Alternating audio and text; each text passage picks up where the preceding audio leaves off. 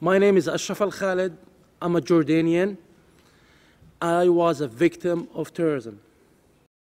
My name is Kiri Lamack, and my mother, Judy LaRock, was killed on American Airlines Flight 11. I am a bomb victim survivor of the Nairobi U.S. Embassy bombing. My name is Laura Dolci Canaan, and I'm the wife of Jean-Selim Canaan, a UN staff member killed 5 years ago in the terrorist attack against the UN headquarters in Baghdad.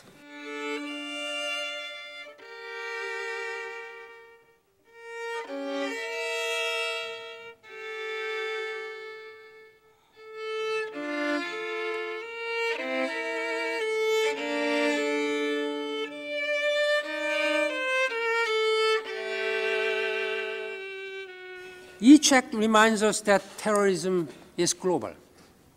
It can affect anyone, anywhere. It targets all ethnic groups, religions, nationalities, and civilizations. It attacks humanity itself.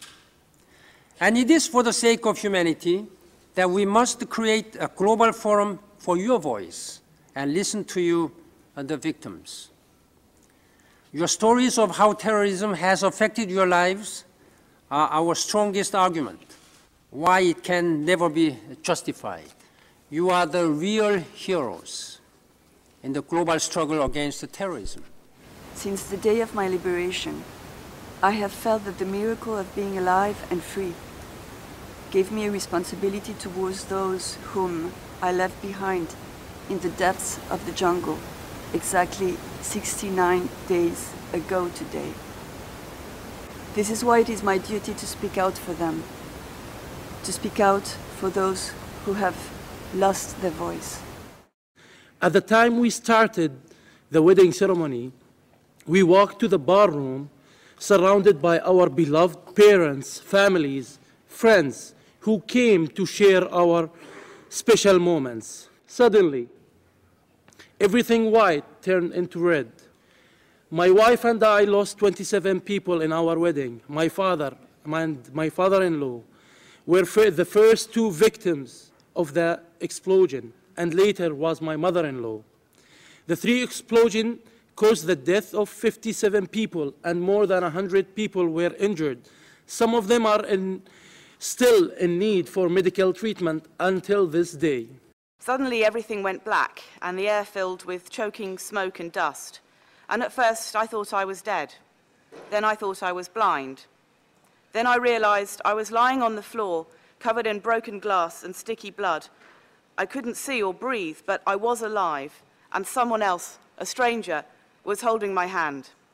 The train I was traveling on was the Heathrow train. All the world travels on that train. Of the 26 dead, 13 people were from nations other than the UK. When I came out of hospital, I found it very difficult to sleep because I couldn't stop thinking about the other passengers. My name is Saneta. On the 1st of September 2004, my sister and I and our grandfather went to school. The day started with smiles, meeting friends and classmates. We never thought that we would end up as hostages. At first, no one really understood what was happening. But after the terrorists began placing bombs in the gym to shoot at the ceiling and to shoot people before our very eyes, we understood that we were in the midst of a tragedy. Every person who was in the gym was really scared of dying. 3 awful days without water and food, and 3 awful days in fear of death. And then the most awful thing of all, the loss of loved ones. I cannot imagine how a mother can live who has buried her child, and how a child who has lost his parents can live. Despite the appearance, I am not any single mother living in the calm suburbs of Geneva. How could I sit for coffee with my neighbor when overwhelmed by nausea after my husband's belongings retrieved from the rubble were delivered to my home address? How can my child, Matthias Selim, share his feelings and questions with his 5-year-old friends and teachers when he's the only child in his colorful preschool who's had a father blown up in pieces? We need to share, but it is not easy. There are still days I feel like I'm split in two, the normalcy of my daily life and somewhere inside of me, pieces of horror. In April of 2007, more than 5.5 years after my mom's murder, my sister and I received a phone call from the New York City Medical Examiner's Office. They told us that they had identified my mom's left foot, complete with her ankle, and it had not been burned. Apparently, it had fallen from the sky and landed in a pile at Ground Zero when her plane hit the building. They told us that they believe her body shattered into countless numbers of pieces, and that somehow her foot had stayed intact. I carried my mom's foot on a train from New York City back home to Boston. The whole 3.5 hours, I kept her foot in my lap, and it's sad to tell you how light a foot is, but I was so glad to have at least part of her and to get to bring her home. And yet, as tragic and as awful as all this is, I recognize that sitting amongst all of these people, I am one of the lucky ones. Even amongst 9/11 families, I am a lucky one. 1,126 9/11 families have never brought a piece of their loved one home. After the bombing, I got very severe psychological scar, which made me remain in the hospital for 2 years. This is a mental hospital. And in this process, I lost my job. I was housed by the government. I lost the government house. And I became as destitute up to now. I live in the slums, and I wish I don't continue to live there anymore. On the 23rd of December 1983, that's 25 years ago, my husband and I were dining in a Parisian restaurant, which is being classified as a historic monument for our 10th wedding anniversary. A bomb exploded about 10:30 p.m.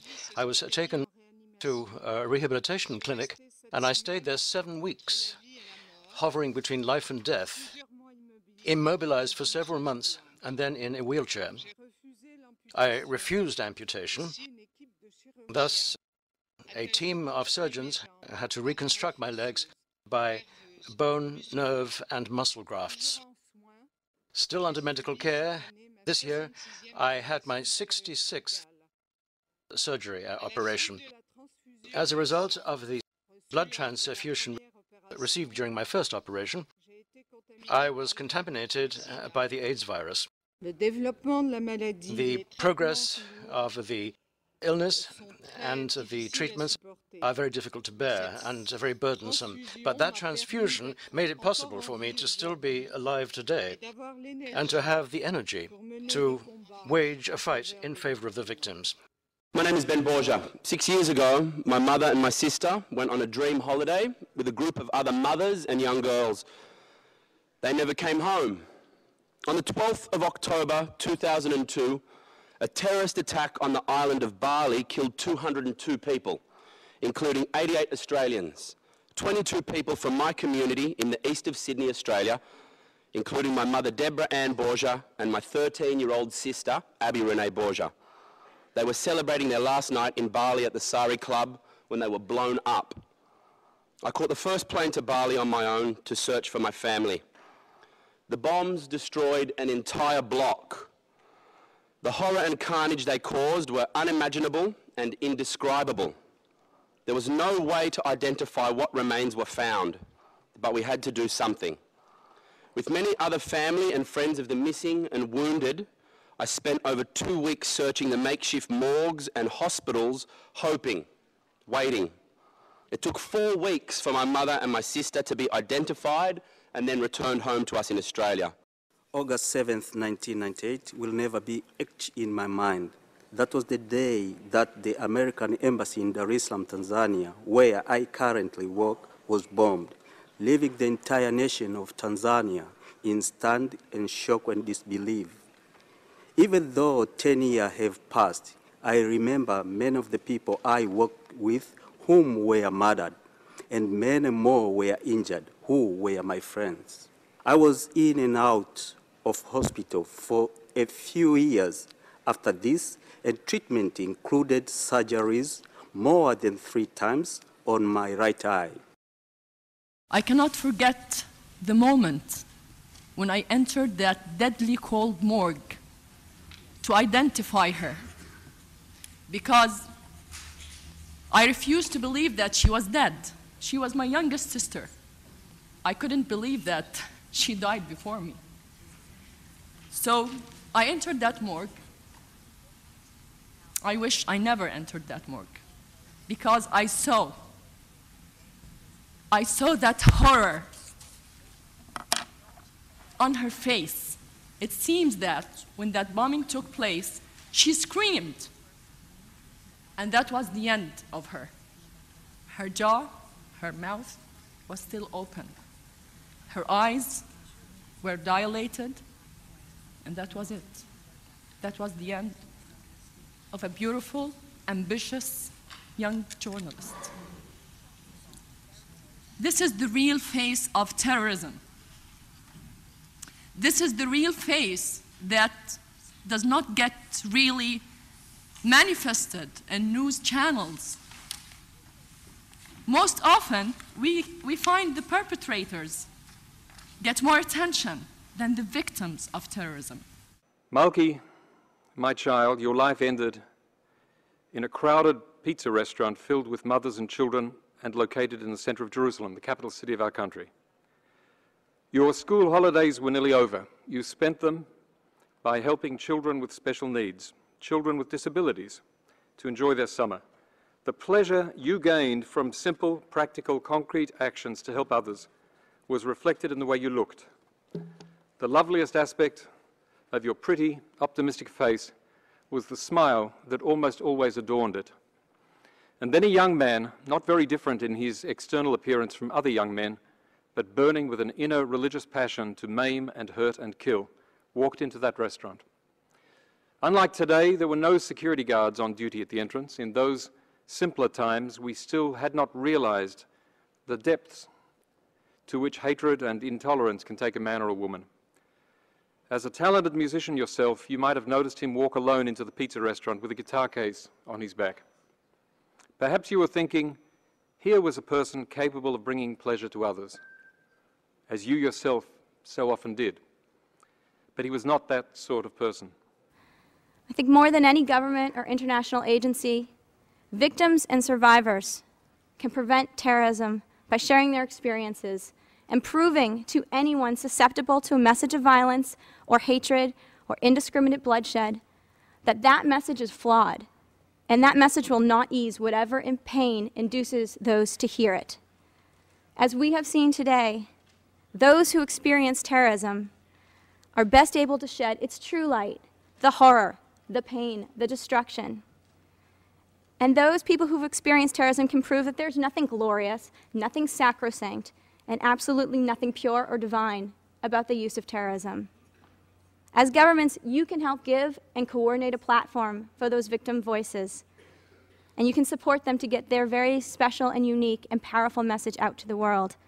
This forum has brought hope to most of us that at last somebody in this world is putting emphasis on the bomb survivor and not on the terrorist. We need to give victims names and faces. We need to tell their stories. We need to change this culture of violence to a culture of tolerance. I do think the media, and I include myself in this remark, need to do a better job than we are doing at present. It is not about the headlong rush to get the story, to meet the next deadline. What do we need to know about shock and trauma and what it does to people? What about sensitivity in reporting the victims of violence and terrorism in particular? Do we need some guidelines, and are guidelines practical? We are victims of terrorism because our rights have been violated. Our right to life, our right to health, our right to freedom, and our right to justice and truth.